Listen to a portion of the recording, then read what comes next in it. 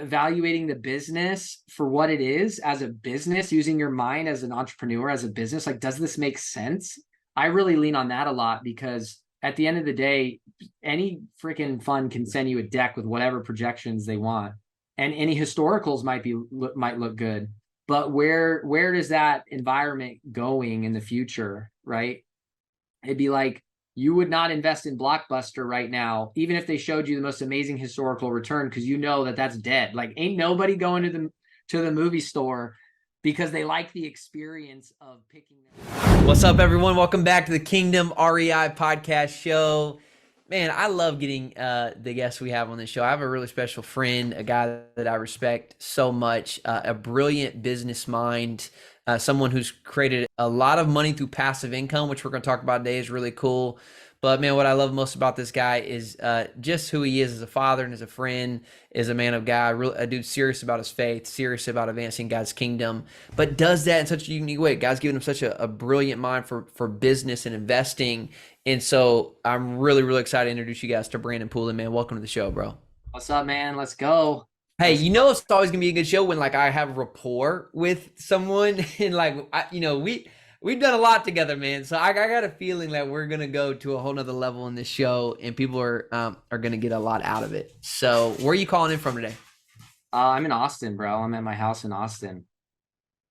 Austin, Texas. You know, we were thinking about Austin, bro, but I got to be honest with you.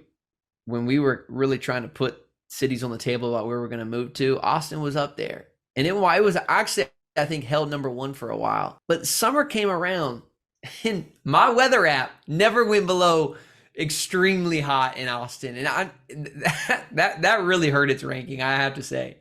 It's hot here, man, in the summer. Now it's perfect. It's like, this is the best time of year here. Yeah. Like, I just had lunch with a buddy on a patio, and I was like, oh, I love it. But 2 months ago, nope, we were eating inside.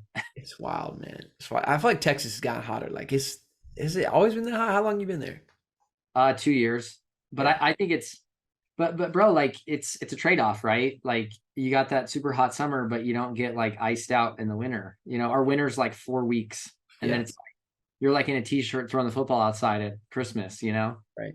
Right. No, it makes sense. Trade-off, I just feel like I've become such a climate snob living in San Diego. So every place is harder to live to. Nothing is San Diego, bro. Yeah, If you could yeah. just take Texas and put it like our politicians, our tax code, our And entrepreneurs, move it to San Diego, 100%. Yeah. located in San Diego, like We we would all. live in the perfect bubble on the planet. I totally agree with you, but that's not gonna Florida's happen. great, bro, but like nobody likes gators and hurricanes. You know what I mean?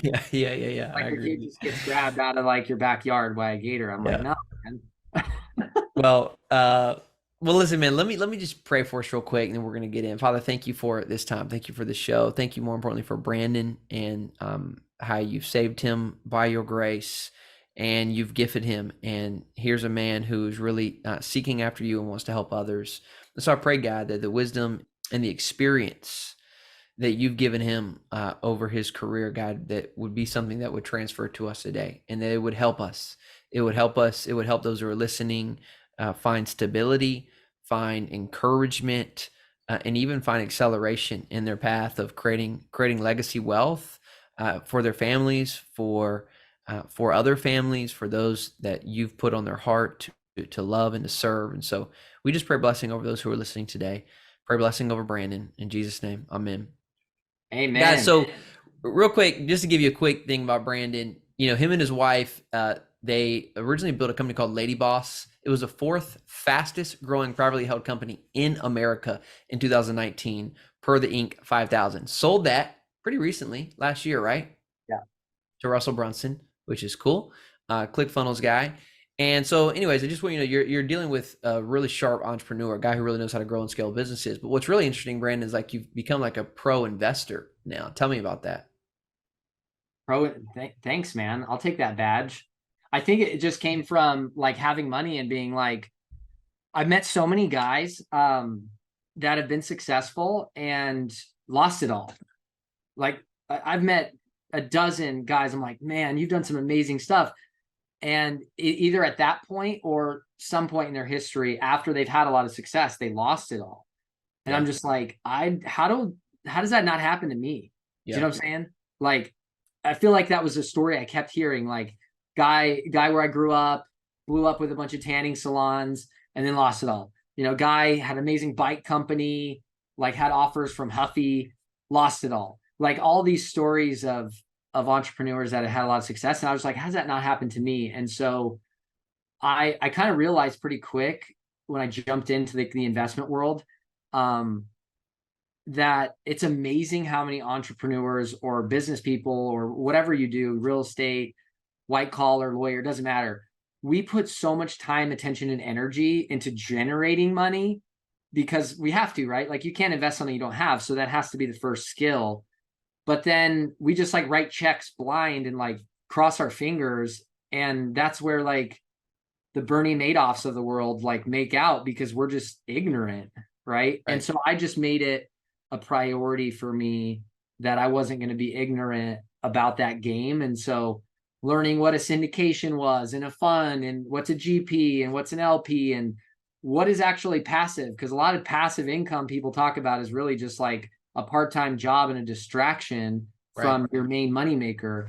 And like, how do you vet a deal? And like, what's your deal philosophy? And like, so there's all these things that I just kind of dove into, and I found a mentor in that area and a service as well. And really just dove in, man. I've spent probably hundreds of hours just like learning and talking to people and guys that run investment funds. I'm in like 19 different vehicles right now that I put money in. So I want to talk about these passive income strategies you built, but let me go back. Just there is one question I want to ask you before we get into like this topic of passive income strategies, because I know a lot of people listening to the show are going to fall into, hey, yeah, I want to start investing to create more passive income. But a lot of people are in that come up stage, right? You know, think of you guys in 20, maybe 17 or 18 when you're building the business. I mean, like, do you have frameworks now? Because I know you coach and teach entrepreneurs who are growing and building businesses. Like, how much of the companies that you're investing in or you're working with, do you want the founder thinking about passive income strategies? Like, you know, I mean, have you developed frameworks to help serve folks who are maybe building that first $1 million or $10 million business right now? 100%. So it's funny is for me, I didn't like come out of the gate, like started making money and then had free cash flow, disposable income and like start investing it. Like I truly had no clue. And it took years. Like I had millions of dollars to invest that I wasted opportunity on, that I just sat on because I didn't know. Right. So it didn't come like natural. And as far as like frameworks, which is a great question, that's Ellis, you want the tactics today. I like that, man. He's like, yeah, we go for the hard for you, man. You got that small head, big brain, bro. And I want to get as much of it as I can. So. Well, I'll take that, man. That's good. That's better than small brain, big head, right? So one of the things that I see most professionals, entrepreneurs do wrong is they have too much cash, either in their business, their company, or their personal name. And so like any money that's sitting there that's just doing nothing, one, it's rotting to inflation, but two, it's a liability, right? So when you have money in your business, it's a liability if your business was sued or whatever. And I've been through 9 lawsuits, whether I'm on the plaintiff side or the defendant side.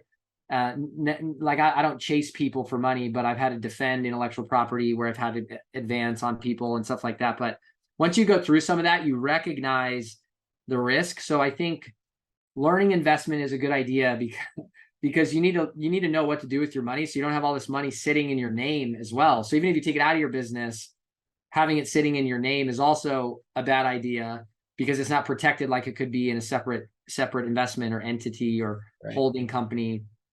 So I think that's just like a liability side. As far as like frameworks, one of the first things that we establish is that as an entrepreneur or a professional, like you have a lot of operating risk in a business, right? Meaning like people think of their net worth. Like I don't calculate net worth. Like what's your company worth? I think it's pie in the sky until you've got an offer, right? It really is. Like you could be worth whatever on paper. And most entrepreneurs, most of their like theoretical net worth is literally all in their business. And your business is the highest reward vehicle that you can make, right? Like, so your time you will make the highest ROI in your business, bar none, versus anything else that you could spend your time on, most likely. But with that upside, it also carries the highest operational risk, right? Like you could have, like I had a supplement company, like I had insurance and whatnot, but like someone could take my product and say to hospitalize them and take me out. I could have a TCPA lawsuit. I was just talking to a friend of mine who just settled a lawsuit from TCPA because you didn't have the right disclaimer on your marketing material online, like before people opt in with their email and their phone number. Like there's such a number of things. Like you could be right now, you could be Blockbuster passing up on Netflix and you don't even know, and you're obsolete in 3 years. So I just believe that recognizing the operational risk that you carry in your business, and the way that you hedge that is by scraping cash out of your business on a regular basis with a system, right? So that you can begin to kind of grow that investable cash number, right? So I think of it like tactically, this is what I do. Like every single month, my finance manager goes in, has a minimum cash balance for every company that we're a part of, right? And we go in and we scrape off the top of that whatever excess cash is there that we don't need, because we want to capitalize our ventures and our businesses, right? Because they have the highest return, but we don't want excess. So we go in monthly and scrape that, and then I'll typically deploy in investments quarterly, if not bi-monthly, just depending on cash, right? Some seasons are better than others, but so just having a discipline of like, scrape the money, put it in an account, like this is investable, and then you know what you have that you can go and allocate is kind of where it starts, right? And then just recognizing that risk that you have, because anyone who's been in business 10 years has been through some sort of cycle, right? Right. You don't know when the next one is, and if the cycle wipes out your business and all the cash is in it, like I've watched guys chase losses because they're emotional about their company. It did so well, and then it starts tanking and they're putting all their money into it, and then they lose everything. And this is like the story that happens with these guys I was talking about in the beginning of the podcast, is like they just chased their tail all the way down and spiraled, and then they end up with nothing, right? Yeah. And so I'm a big believer of just recognizing like, yeah, you think what you're doing right now you're going to do forever, but the reality is that you don't really know what the future holds, and one thing could shift on. If you're in digital marketing, your account gets banned and you don't get it back. Like I had Google ban all of our advertising accounts, and I had to do some crazy like black hat stuff to get it back. It wasn't really black hat, it was more just aggressive, but stuff that can just really impact you. And so when you have that system of scraping and then allocating, and then you're educating yourself on investment opportunities, you now have a system to where you can hedge that risk and start to build a real asset that's liquid and growing outside of your company. Does that make sense? Yeah, it totally makes a lot of sense. I know someone's probably listening and thinking, okay, well, if I have that business, what is a good metric or target? Do you, like, in terms of runway for cash balance to leave on that you're scraping off the top? Like, do you have a typical, certain amount of months, or for that, what does that look like? And I've tried to make a formula for that. The problem is every company is such a snowflake, and what you really just need to establish is what's the minimum balance you need to operate according to your growth plans, right? Like, because and then you got to balance that with like, well, are you like, if you're hyper growing and you're just crushing it, you need to fund it. Like, are you comfortable not scraping anything out along the way? It's kind of like saying like, what's your risk profile in your investments? It's like, it's really depends on how you feel, and you have that gut instinct. But at the end of the day, if let's just say it required, I'll give you an example. Like if it required 100% of your free cash flow in your company to grow it, and you're just like in momentum and you're super profitable and you're growing, maybe you put it all in, you don't take anything out. But like if there's any excess, or maybe you just take 10% and grow a little slower because you want to build, I think you just got to play with that. Right. There's no magic number. Some companies grow cash flow positive, so they're acquiring a customer and they're making profit on a new customer. So even in the growth, there's still excess profit. And so all they need to do is be able to fund the advertising growth. And for them, there's plenty left over, right? Like in our previous business model at Lady Boss that you talked about, like we had to go negative for 30 days, right? And so we just established based on the ad spend budgets, how much capital do we need? And then that informed the minimum balance that we had. And then we just scraped the top.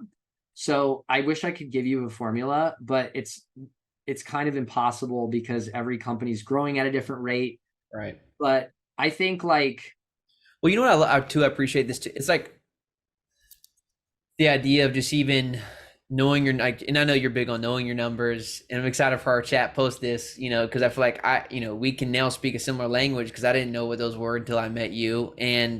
But the idea of making money while you're in business, you know, where a lot of guys are just deploying everything back into the business, and there's really no, it's like, yeah, you got a good profitable business, but you're not making any money. You know what I mean? Like that's a lot of people's scenario, right? And I've heard it said this way, the kings eat first, right? Like the king of the kingdom has to eat so he can rule and lead. And like you got to feed yourself first, like pay yourself first. That's a principle, right?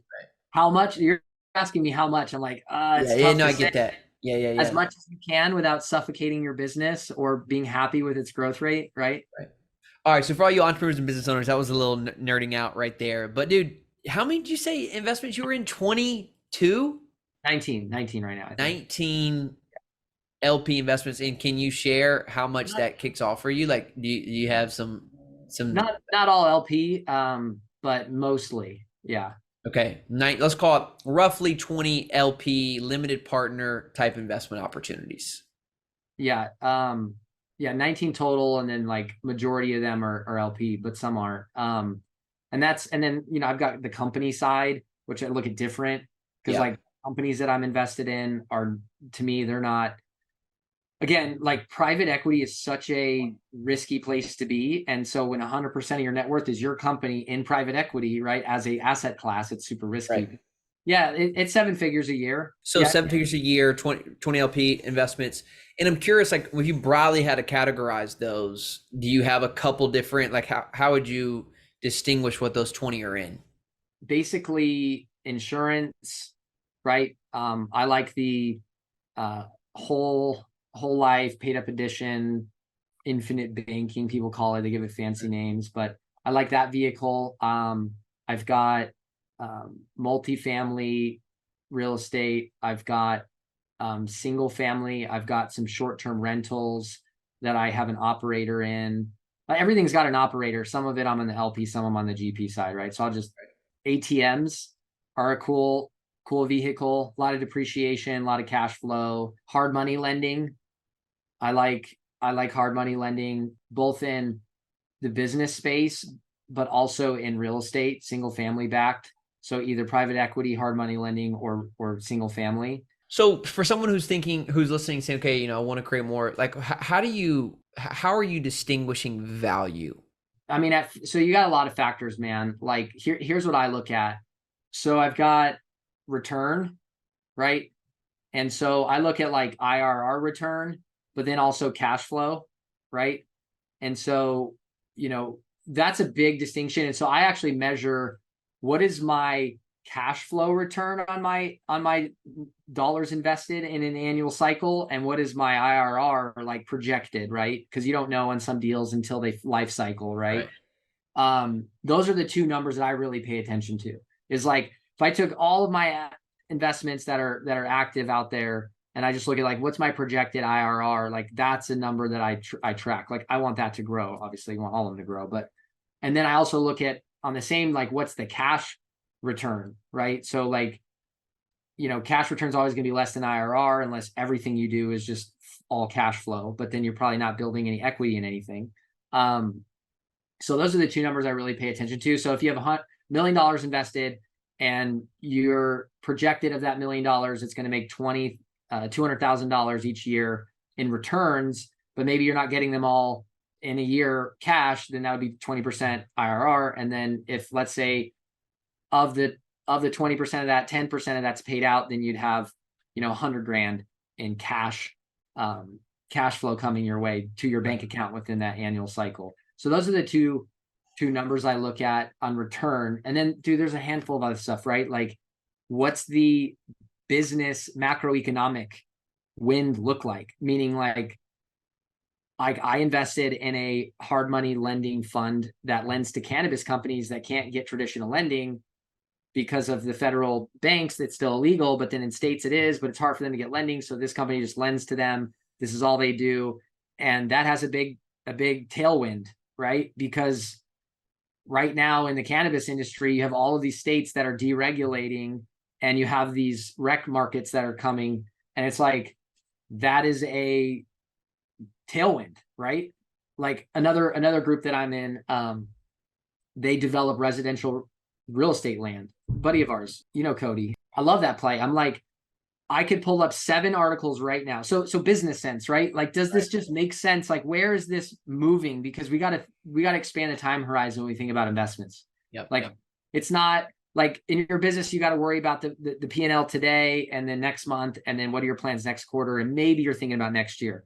When you're investing, you got to be thinking like, what is 1 year, 3 years, 5 years, 10 years look like? So in that, it's like you could find 7 articles right now that are telling you that there's demand for 2 to 3 million single family homes right now. Some say 5 that aren't built because in 2008, all the builders, they got left with a bag and all the banks got bailed out. And so they slowed down. And so there's been a gap in the amount of family units coming to maturity and needing a home and then not being enough. And that's why the prices are so high, even at the median, right? So that the company I invest in, they develop land and get it ready for builders to build on, which is like turnkey for the builders. And right. Oddly enough, there's not that many companies that do that, and the builders don't like doing it. So it's like, that's a great business opportunity. Yeah. So I think return is one, evaluating the business for what it is as a business, using your mind as an entrepreneur, as a business. Like, does this make sense? I really lean on that a lot, because at the end of the day, any freaking fund can send you a deck with whatever projections they want. And any historicals might look good, but where does that environment going in the future, right? It'd be like, you would not invest in Blockbuster right now, even if they showed you the most amazing historical return, because you know that that's dead. Like, ain't nobody going to the movie store because they like the experience of picking their movie. That's what they said. So it's like, I think about that a lot. I could go on, bro. There's a list of stuff. But... So let me ask you this, because I find, I'm in the space too of raising private capital, that majority of our investors, I would say like one of the reasons why most people, one of the top reasons, I shouldn't say this is not the reason why people invest with us, but one of the reasons, big reasons why people end up investing with us is because we're one of the few private equity places they know to invest with. Like, it's not like they have 100 different options, right? Like, they heard me on a webinar and they're like, oh, I've been looking for a place to invest passively. I'm interested, like multifamily sounds like a good idea. How are you finding so many? Like, you named off a bunch, right? And you have a lot going on. So how are you finding and kind of filtering through opportunities like this, to be able to invest in? Yeah, it's great question, man.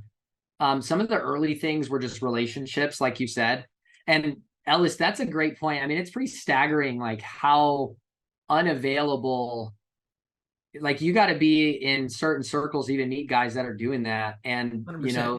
Because there's like when you have an investment fund, like you can't advertise it unless you have a certain, I think was it Reg A is what it's called. Unless you have like a Reg A fund, which is harder to set up and costs more and has more red tape.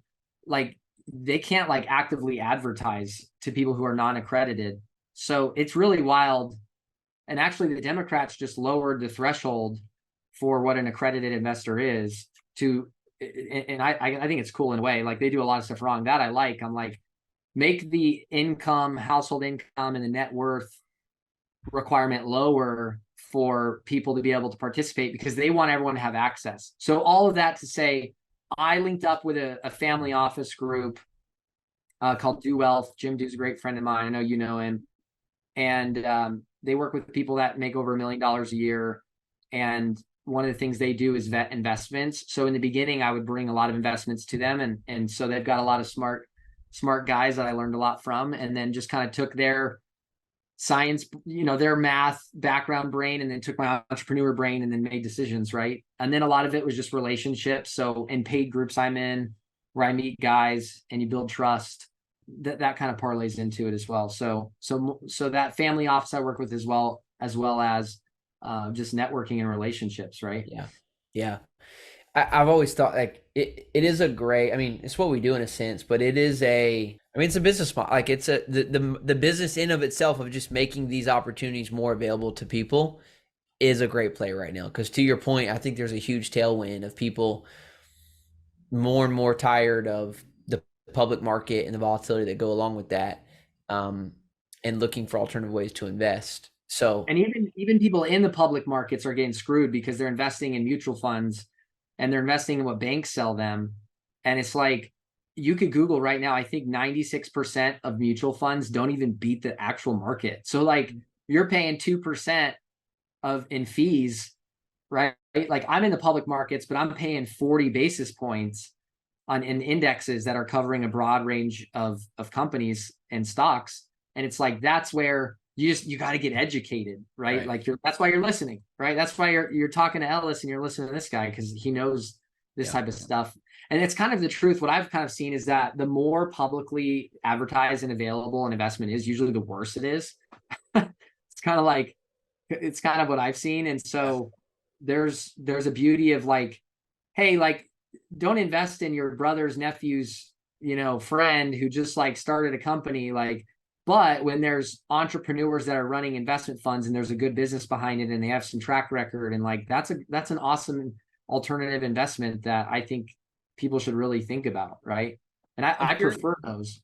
Yeah. And so much of that, yeah, I'm totally with you. Let me ask you this. Do you think about like percentage of allocation to each private investment you do? Like I've heard, the Shark Tank guy talk about you never want more than 5% of your net worth into an investment vehicle. Do you have any rules like that you follow when it comes to passive investing?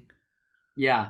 You could Google, there's a Billionaire asset allocation, and I think that's super interesting to look at. But I also think there's two thoughts, right? Like they say, focus to build wealth and diversify to sustain wealth and grow it long term, right? Like focus in your business in your one area, your craft, to make your active income, and then diversify in your passive income. So I believe in that. But I also believe in, if you have a leg up and something others don't in an area, maybe you should go heavier in on that area. You know what I mean? If I'm running a real estate investment fund and I'm you, Ellis, and all about your deal and how it's doing and you feel great about it, like I'd probably overweight in stuff that I know, right? And I understand. But I'm diversified, man. I could give you like I have like a legacy tracker that I use.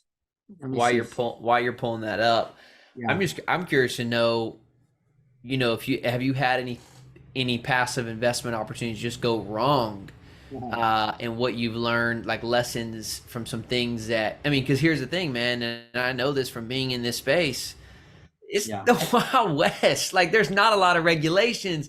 Anybody can put together a fund. And a lot of the issues that I'm seeing come up in this space, and in full transparency, deals that I've invested in have a lot to do with the operational risk, not so much the asset risk. And so I just would love to hear lessons from things that have gone wrong. For sure. I think that overall, I've only lost money on one thing, and it was NFTs. And I think I lost like 50 grand. I made like $250,000 in Bitcoin because I just bought it right and got dumb lucky, and then sold it at 60. I was just, you didn't get greedy. I should have sold at 60.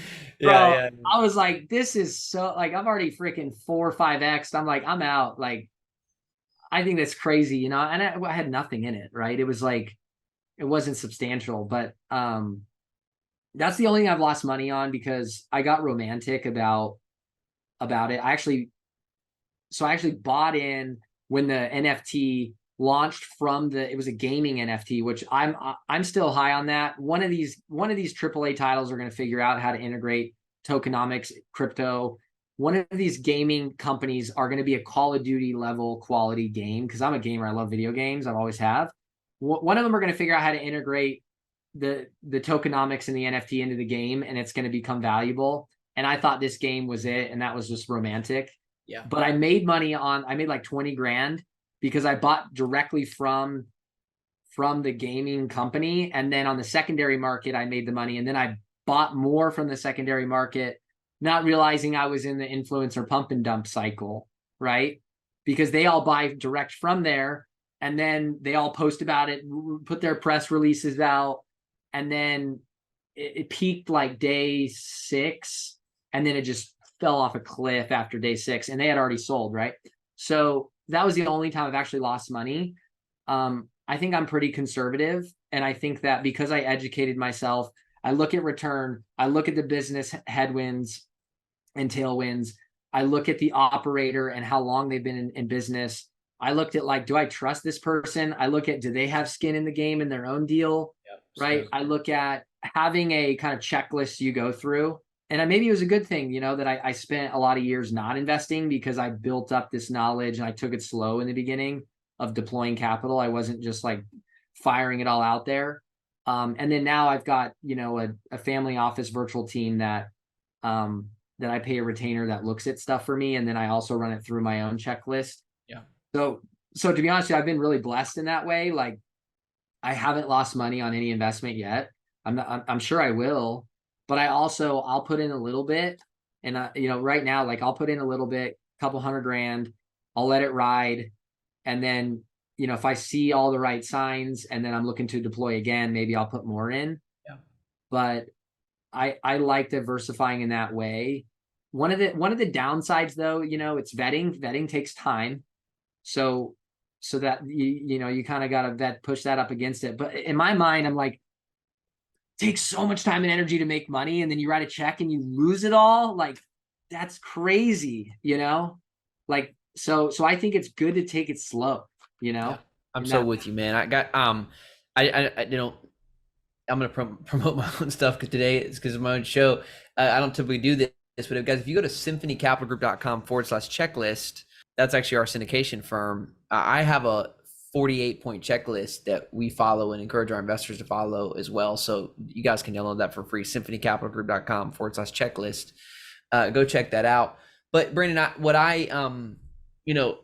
especially on the real estate side of things, and a lot of the stuff you even mentioned don't even take debt. But if there's one thing I've been talking a lot lately and just seeing how a lot of people are going to lose money in this cycle right now, and a lot of people will lose money. We're talking about billions of equity will be wiped out, and is being wiped out, and will be wiped out over the next 12 months in the commercial real estate space.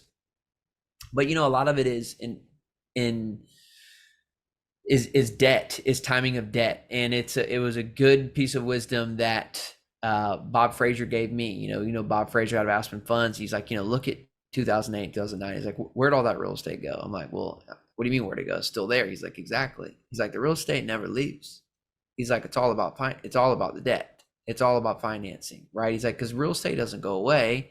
It just trades hands, and it trades hands because people have and this stuck with me, and I use this now almost like my own. People use a short-term play in a long-term game, right? They have a short-term strategy in a long-term game. And I just think that's so that in my opinion, if you're a passive investor, is especially if you've made your money and now you're trying to diversify your money. Because in my opinion, Brandon, I'd love to hear your thoughts on this. I think there are really two types of investors. If I had to broadly categorize it, there's two types of investors. There's the investor who is trying to make their money from investments because they do not make enough money or have a ceiling on their money from their W-2. And so they have to naturally take on more risk in their investment portfolio in order to get ahead. Where the other type of investor are guys like you, where you've made your money or can make your money in other forms and then invest that money passively. And I would just say, if you're in that second bucket like Brandon, almost never should you have a short-term strategy in a long-term game. And I feel like that's where a lot of this industry, and I've seen this a lot in multifamily, is, a short-term strategy in what has traditionally been a long-term game, real estate holding or real estate investing. And, there's going to be a lot of loss because of that. And so I think it's just a good framework to be thinking about. To your point, is just know what you're playing. It's okay to play the short-term game like you do with Bitcoin, or it's okay to do that in real estate if you're fixing or flipping a house or doing some lending, but just know which one you're in, because I think a lot of people, and to your point, are just uneducated that like passive investing in general, because I see a return, is all the same. And that's not true. Like short-term lending or fix and flipping, or, is not the same thing as investing in an ATM machine or buying a commercial real estate property on a 10-year note, right? Like that is very, very different. And so, to our audience listening, those are some lessons for me, and I would say I knew them in the past, but now that I've kind of gone through and seen a lot of what's happening and even personally experiencing it, they've become very concrete pieces of wisdom that I will take with me Yeah, throughout totally. my investing career. Yeah, and like the way I look at it is like the shorter the time horizon, the more active you should probably be involved in it. Meaning, Yeah, like that's good. if you want higher returns on something, like go buy a short-term rental, but know that you're now spending time. It's not passive anymore. But you could make 30%, right? But like I just want 8 to 20, and if it's closer to 20, I want to really understand why, because the closer it gets to 20, the closer it looks too good to be true. That's Right. really good, man. Yeah. And so it's like I think that's a big thing too, and I mentioned this earlier, but wholesaling houses or Airbnbs or like that's a job, right? Unless you're like, I know how to hire and staff an operator, right? Like I built a team of 150 people at a company I grew. I understand how to bring somebody in, recruit them, create a system around them. I do the math, and so I have a portfolio of short-term rentals that are doing great, and I don't touch them, and I just look at their P&Ls once a month or maybe quarter. If I'm bored, I'll just look at them, and that's it. But I don't talk to anybody, I don't look at anybody, and I can still get 20%. 25% because I was setting that up, but just understanding like how active are you involved, and then you got to position that up against like how much do you make in your current opportunity, your active income, right? And like, is it worth your time, right? Yep. So I think I'm you said conservative, man. something really, really helpful there. And the book, there's a lot of decent money books out there. I find this one really good though, The Psychology of Money. And I don't remember everything he said in this book, but there's only really one paragraph that matters. If I had to summarize the whole book, he said, the goal of building wealth, or the key to building wealth, and we'll end here. The key to building wealth is not going after the highest return possible. It's going after the highest return possible for the longest amount of time. And he's like, that's how you win, right? Because if you can make the most amount of money over the longest period of time, the compounding effect of that is how you really grow and build wealth. And I think the same thing is true with passive investing. Is that if you can't play the long game, to your point, it may not be a good time to jump into passive investing. Brandon, you shared some amazing strategies, David, and I'm grateful for you. You run a company. Tell our audience a little bit about Enterprise CEO and who that's for, or if you have any other offerings you'd like to share. But I feel like that could be something really helpful for this audience, for those who are looking to grow and scale their business. I know you have a podcast as well. So for folks who are like, this dude knows a lot, where do I keep following him? Please share. Yeah, man. Thanks. Appreciate that. By the way, guys, I'm invested in Ellis's fund in one of them. I don't know. You just have one or multiple? That was a single asset. Yeah. Our Dallas Okay, property. so I did a single asset with you, vetted it through and through, looked at it all. And at the time I was looking at yours plus like 4 other deals, and it took the cake. And I'll be honest, the one thing was like the history of the operators and you, and I know you had some partners, but the trust that we have kind of solved that for me. And I put a couple $100,000 with you guys. So if you guys are thinking about investing, Ellis knows what he's talking about. Just wanted to make sure that I said that. That's a good endorsement. I didn't necessarily pay him, You didn't ask me to do that, but no, man. So after building Lady Boss, fourth fastest growing company, that business, best year when I was operating it, $44 million in revenue. It was a blast, man. It was crazy. It was like a rocket ship. I never expected to do that. I never started it thinking it would get that big, and some people that's not even big. But after that, I was like, man, I did so much wrong. Like for the amount that went right, it's a miracle we did what we did, because I did so much wrong and I lost so much money and made so many dumb decisions. And so out of that came the idea for our podcast, Big Business Mistakes, which is like all about mistakes that people make. And so just, hey, there's a lot of wisdom to knowing the nugget, but also like the mistake and then what we learned from that. And it's just more practical. So we love talking about that on the podcast. And then as far as the business, so we advise and invest with founder-led 7-figure companies. So they got to be doing at least $1 million in revenue. And we help them take what would take 10 years on their own and collapse it into 2 or 3 years, right? So through my own experience of building, not just being a consultant or whatever, like I used to throw rocks at those types of people. Like anyone teaching anything they haven't actually done themselves should stop, in my opinion. But that's been our heart. So, recently took a couple companies from, 300K to 1.2 million, another one from 300K a month to, 720,000. So it's just been fun helping other entrepreneurs that are in that kind of bracket of scaling, and they're dealing with just like the team and the management and like the numbers and the cash flow and what do I build next and where do I invest my profit, and just like the maze of all of that, to just like, I would do so many things different. So it's just been a lot of fun to help. So that's what we do. But podcast is probably the best place to go. And if you're in that million plus and you like it, cool, hit me up. If not, it's all good. We'll link to both in the show notes. And guys, that's why I want to wrap up, because I got about 20 more minutes with Brandon off the show to dive into our business, because of how brilliant this guy is and really gets business. So I can't recommend him and Kaylin enough to you to go follow and continue to learn from. Even if you're not there, he's a guy in the space you want to know, and more than anything, and more so, for sure, more so than any of these other creators out there, really has a heart for the Lord, for Jesus. And so we share that in common. So Brandon, man, I can't thank you enough for your time and just being open and honest in your journey and what you're doing. And I know this really helped a lot of people today. So thank you. Yeah, man. And just on that note, before you end this, like I realized very recently that radical generosity was like why God gave me the gift of building wealth. And there's a few cool things that I've been doing recently that the people, they probably would never listen to this, but like blessing people in my life, a project building a new building for our church, like those are the reasons. Like that's your real financial legacy. Like yes, I want your family to be comfortable and you to feel good about that, but and man, we could do another episode on the trust structure and the legacy play, and I'm sure you've talked about that with like David Green from Hobby Lobby and like deconstructing that. But what I want people to walk away with is like you cannot outgive God. And ever since I was down on my knees in my bedroom when I had nothing and started to give and exercise radical generosity is when I started to build wealth and the floodgates opened.